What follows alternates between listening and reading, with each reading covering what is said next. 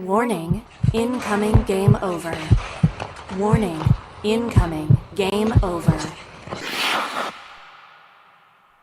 And we are off and running. How about that, my friend? That is a game that I don't know if your local hockey heroes in the Edmonton Oilers necessarily deserve to win. I'm not sure if it's one they should have won. And I'm a little surprised we're being here at all in a celebratory mood, but gosh darn it, that's just how the National Hockey League works sometimes. As in the words of Jack Michaels, the Oilers extract the stuff of victory. A 3-2 overtime winner against the Boston Bruins. I am Graham Mosimann. Welcome to Game Over Edmonton, your choice for post-game coverage over your local hockey heroes, the Edmonton Oilers. Before we get the show fully on the go, I want to tell you all about Hyperdrive Hockey. It is a brand new flagship podcast we have here on the Game Over Network.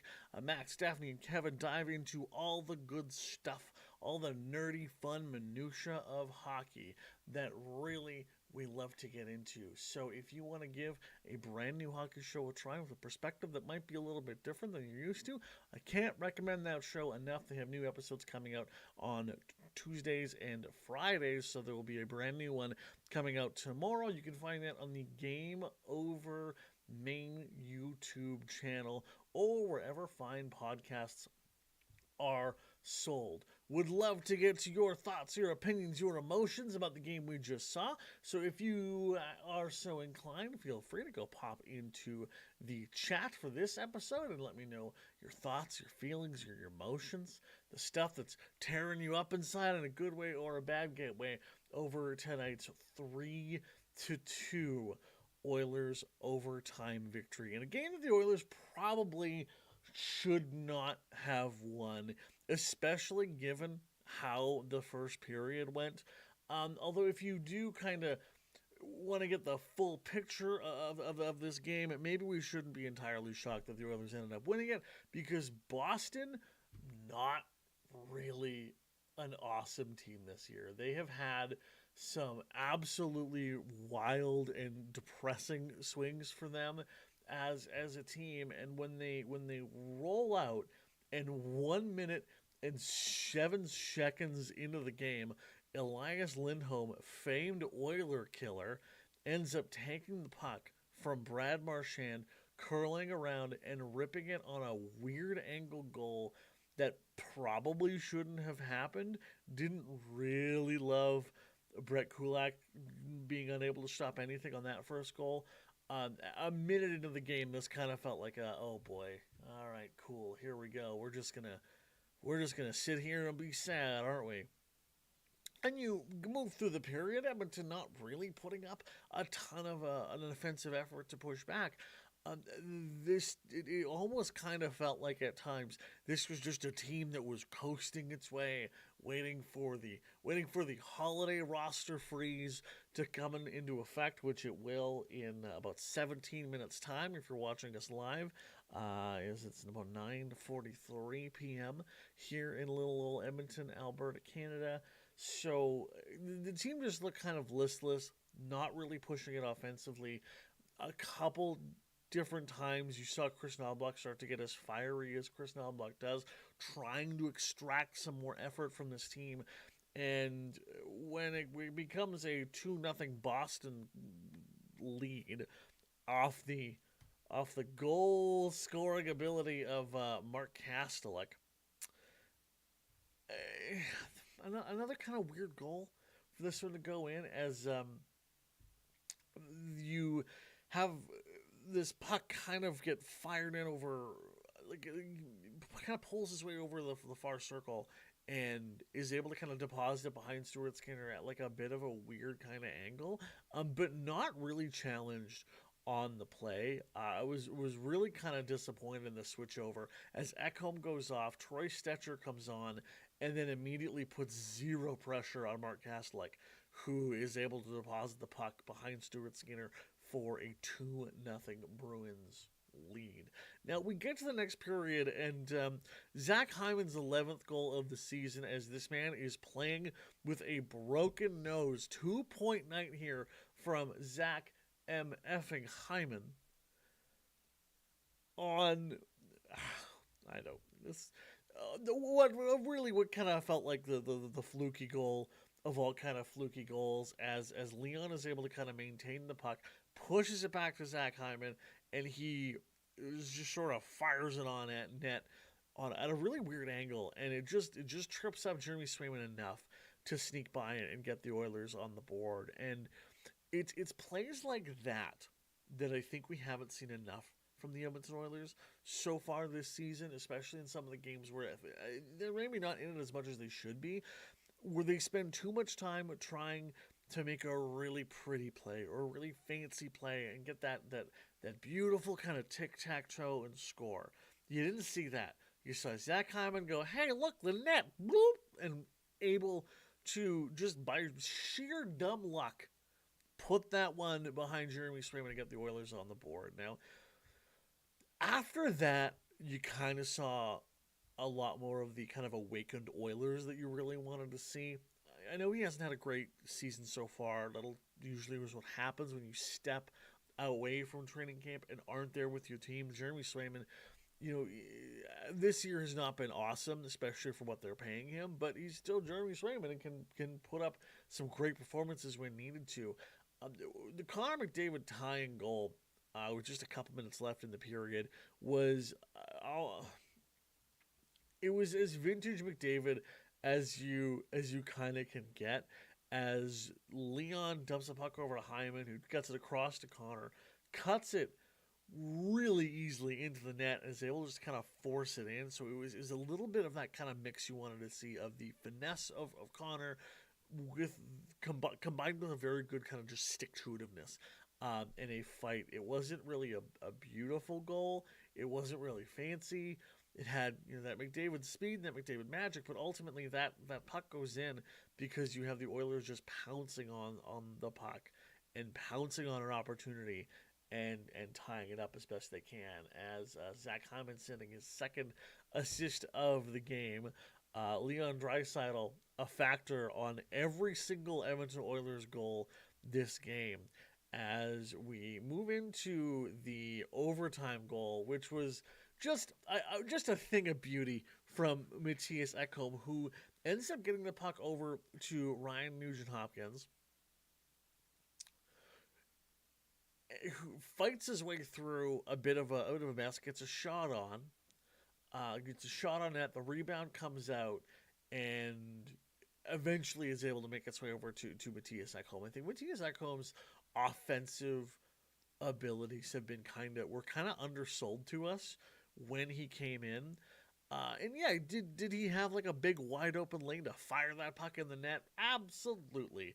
But when the trade was made that sent Tyson Barrie and Reed Schaefer to Nashville alongside a first-round pick, I don't know if anyone really gave a nod of credit to the type of offensive skill that was going to come back. Is Matthias Ekholm a lights-out crazy offensive presence? No, he's not. But he's got an absolute ripper of a shot that he uses at the most opportune times to really be effective from this team. So that's the whole picture of this game. Not necessarily one that the Oilers deserved to win. I don't think any of us will say that like this was a cleanup win by Edmonton by any sense. But we did see one of those things that you want to see from a really good team that will have a future in pulling out victories in games that you probably should not have been winning. Because I don't think the Oilers deserve to win this one. Not even in the slightest. But you know what? Hey, they don't ask you how a lot of times. They just ask you how many. Before we dive into the second segment of this show, I'd love to get your thoughts, your feelings, your emotions in the chat. Let me know what you loved, what you hated, what made you worried, what made you excited over this particular game. Anything you got, love to hear it in the chat. or you can send it to us also on Twitter, Blue Sky. We're in all of the spots. I got everything open. So if you have anything you want to get off your chest regarding this game, please let us know. Before we dive into the Oilers defense pairings, which got increasingly weirder as this game went on, the Game Over Network, we're an independent production based on community inclusion and quality people. If you're interested in supporting us, we have crowdfunding options available in the description of this episode. You will find our Patreon page, and we're also working through LaRouche. It's a crowdfunding platform for companies originating in Quebec, and we're trying to raise $15K on LaRouche. So if we hit that, we open up a ton of government grants and opportunities that allow us to employ more people and make more content for you. If you have any ideas on what you'd like to see as giveaways for these crowdfunding efforts, let us know in the comments on Twitter, Instagram, or you can always join our Discord server. So I want to spend this next chunk of the show, this period number 2 here, talking about the Edmonton Oilers defense. It is easily the biggest and hottest topic about this team, with the exception of potentially this team's goaltending. And you are really starting to see Ty Emberson absolutely come into his own as an NHL player. He was this kind of analytics darling that was somehow putting up these awesome numbers in San Jose, despite playing on an absolutely dead fish quality of hockey team. And it has taken him some time. Now, 35 games or however many we are into the season, but he is settled in. He is taking some more smart chances offensively. He is using his size and his physicality in smarter places than he was earlier in the season, because at moments when he was with Darnell Nurse at the beginning of the season, when things were just not going good, it almost felt like the game was a little too fast for him, and he wasn't able to keep up, because it kind of felt like he was trying to keep up with the defense, with the defending from the other team, and also keep up where he needed to be with the Edmonton Oilers, who were just San Jose Sharks pals, but just a vastly better and more and more well coached team than the San Jose Sharks are. So it kind of felt like he was behind the play in two separate aspects, and he's really started to settle in. Because a couple times as this game kind of wore on, you saw Chris Knoblauch put him out in some really high pressure and high intensity situations, and he performed really well. I don't think you can find someone tonight who will be really unhappy with the performance that Ty Emberson put on, and that's really great to see, because you're going to have that come in big in the playoffs if you want this team to be successful. There was a couple interesting choices, though, from Paul Coffey in terms of how he set out the defense. There were moments where Torrey Stetcher and Darnell Nurse were not together. They got a little bit jumbled. Matthias Ekholm was out with Brett Kulak for a short amount of time. We saw Stetcher take some shifts with Kulak. Emberson and Kulak have ended up together, which we've seen a few times. But Bouchard and Kulak also played a little bit together as well. Given that the Oilers were not hitting their stride like they kind of wanted to and weren't playing at the exact level, I really kind of like this from Paul Coffey and Chris Knoblauch, just to try the blender out a little bit to see if it works, knowing you can go back into the plays that you really want to see and the matchups you want to see if something doesn't work.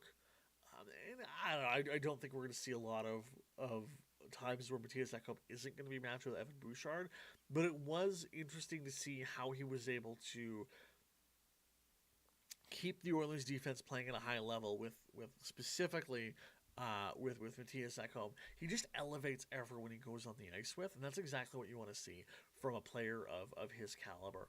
Honestly, it kind of blows me away when you consider how old Matthias Ekholm is. How old do you think Matthias Ekholm is? Just take a wild guess. Just guess. How old? If you guess 34 years old, you are correct, which is baffling because that kind of Thor mustache, it hides his age really well. but you don't see a lot. You see a lot of defensemen at 34 start to really have a drawback and fall off in their game. And frankly, Matthias Ekholm has been getting better through his time with the Edmonton Oilers. And yes, Father Time is undefeated, and contract stuff will be weird when it all starts to come up. But so far, I don't know if you can. I don't know if you can argue anything that other than he's the best defensive Oilers defenseman that we've had since, goodness, Ryan Smith. Maybe. So keep messing with these things a little bit, not Chris Noble, when you need to.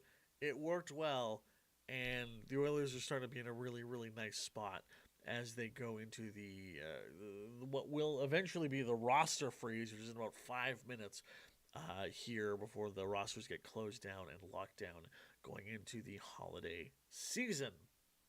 Before we get to our third segment of the show, I would like to tell you all about a wonderful little podcast that'll be making its return. 2 little podcasts. One, Game On Edmonton, a daily update for all things Oilers coming your way every morning in 10 minutes or less. So all the news, all the lines, all the planning and the schedules, all in your podcast feed every morning, every weekday in under 10 minutes. That same concept also applies for hockey writ large. And that is Game On Hockey, a show that will be returning in the new year where you can get up to date on all the big stories in the National Hockey League in 10 minutes or less. Ideally, we get that episode out early in the morning. Sometimes it ends up a little bit later, though. And if you want to make sure you're up to date on all the kind of water cooler hockey stuff that comes out during the day, this is a really great and easy podcast to dive into and be able to listen to. So you don't, you can be up to date on the NHL without having to listen to a bajillion and one different podcasts and a whole bunch of AM radio and all that crazy stuff. Want to talk to you about Zach Hyman specifically, and somehow, some way, busting that man's face open made him more powerful. Which is weird and strange to say. Look, someone's going to get hurt for Team Canada at the Four Nations face-off, and the very first player that should be called needs to be Zach Hyman. When he was initially not announced, I was very okay with it, because oh no, Zach Hyman has to go rest over the holiday? That sounds terrible. Whatever is he going to do? What's going to happen to this man getting some rest and relaxation? Well, it looks like he's not gonna, because if someone gets hurt, he should be the very first call-up, as Zach Hyman has continued to just put up points and be the guy that we remember since he came back from his injury. And Zach Hyman, when he was the early part of the season, wasn't playing well. He didn't just forget how to play hockey. He didn't forget how to go to the net. He didn't forget how to put the puck in the net. He didn't forget how to be good. He just probably was playing a little hard and needed some time to step off and step away, and having him perform at the level he can has been absolutely incredible. I can only hope to see him continue to improve and get better and keep making major plays for this team as they roll their way on to the playoffs, which we're gonna get there. It's gonna happen. It just might be a little less, shall we say, assured than we kind of thought it would be. As of right now, your Edmonton Oilers are 3 points back of the Vegas Golden Knights and just 1 point behind the LA Kings. Now, the Kings have more overtime losses. That is where their point differential comes up with the Oilers. And the Golden Knights have a win and 1 more overtime loss. So if the Oilers can go into the game on Saturday and pull out a win against the Ottawa Senators, go into a game Saturday against the Sharks and then Sunday against the Ottawa Senators, there's no reason you should be winning both of those games. Ottawa has been awesome. give them full credit for what they've been able to put together in the last little bit. But with the game against the Sharks and the Senators, there's no reason you shouldn't be able to at least leapfrog the LA Kings, if not be able to leapfrog the Kings and Vegas to sit in your what should be your rightful place and tops of the Pacific Division. One of the big stories coming out from just this last day or so here in oil country that Evander Kane is not expected back until March at the earliest. That's just perfect. Cool. That's another LTIR play. Evander Kane, pretend you are Mark Stone and you are going to be hurt in game one of the playoffs. So just sit a little bit longer than March, okay, buddy? Okay? Can you do that? Of course you can. You will be just fine. So really, the Oilers are in a really, really great position here as they roll into this chunk of the schedule. This team's flying high. They are outscoring their mistakes. Probably can imagine that there might be a Jeff Skinner deal coming at some point. And we're going to talk about Jeff Skinner coming up in the overtime period of the segment. That is the question part. So if you have any other questions you want to throw up into the chat, please do so right now. Or shoot us a message through Instagram, Discord, or the YouTube chat. Twitter and Blue Sky and stuff works as well too for that. We'll talk about the Jeff Skinner of it all shortly. But the Oilers can have room to load up and probably should do it sooner rather than later. Like, I think the best place to probably really start to add players is to kind of do what Vancouver did last year and bring people in early January to have them have some time to settle. So, excuse me, we'll see how it all shakes out as the Oilers get set to go into the last couple games of 2024. We have merch. Gosh darn it. We have merch. We love merch. And we love to put you in some of our merchandise as well. You can support this network and support the people on it by just getting some clothing. Game Over's apparel line has dropped with 3 unique designs. Whether you want a retro skater design or established design or show off your love of goalies, you can do all of that. As this merch is designed by Brady Shallis from Game Over Winnipeg. Just use the QR code that is on our stream. And you can go find it as well over at GameOverNetwork.com in the description of this episode as well. And take a look at our apparel. You can help us rebuild local sports media in Canada while repping our community. You can also use the code GO Holidays. That is GO capital H Holidays, because we're offering 15% off all winter products, hoodies, and the toque. This will be active until December 25th, and we'll have a brand new sale popping up for you on Boxing Day. I got this message sent to my personal DMs from someone who asked to remain nameless. Hey, Graham, when are the Oilers going to trade Jeff Skinner? Feels kind of pointless to have him here as a fourth-line player. I could not agree with you enough. Jeff Skinner defensively has been kind of a bummer.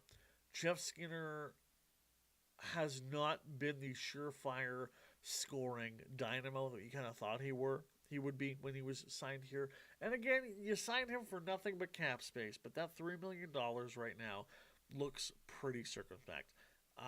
Because you need to either get some offensive production out of him or get better defensive production out of him to make that money worth it. So I'm really starting to wonder if Jeff Skinner is going to end up somewhere other than the Edmonton Oilers in the very near future. If his play doesn't turn around a ton, I'm going to bang the drum to bring back Taylor Hall, honestly. Like, he's someone that knows the market, knows the city, knows a lot of the players in already.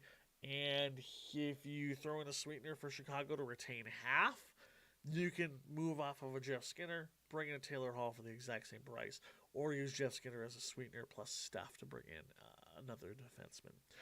Unsure what the Oilers will do, but I think we can pretty safely go at this point that Jeff Skinner with the Edmonton Oilers is not it. Your final scores tonight in overtime, your Oilers taking the win 3-2 over the Boston Bruins. That'll do it for Game Over Edmonton. I am Graham Mosimann. If you liked this show, give us a like. If you loved it, give us a subscribe. And if you want to share some of the work we do here at our little network, we're just little guys. It could really use all your support and help.